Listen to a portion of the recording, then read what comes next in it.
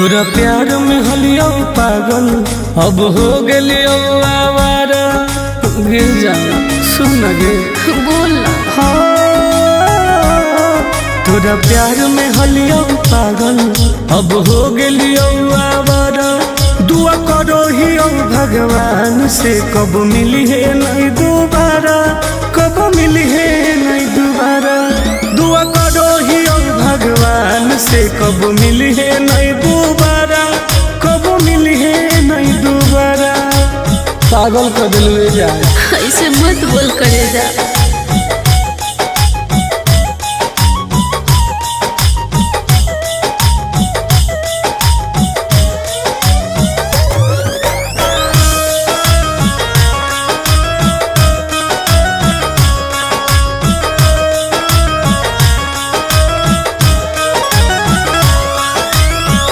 समझे न पलियो तोहर असली इरादा। सुख देनी कौन बाकी दुख देनी ज्यादा। ऐसे काहे कहिए, समझे न पलियो तोहर असली इरादा। सुख देनी कौन बाकी दुख देनी ज्यादा। अब चाहिए ना तोरा जैसन धोखेबाज के सहारा।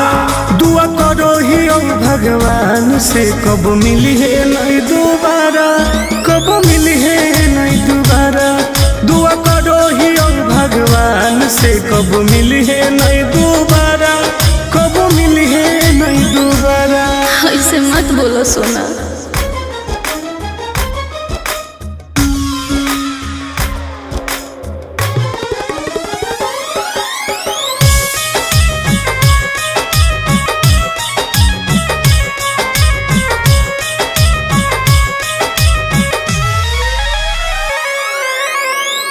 दूसरा के साथ अपन जिंदगी बीतई है। मोलो पर हमारा लग लौट के नहीं है।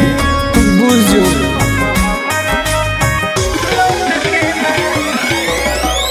दूसरा के साथ अपन जिंदगी बीतई है।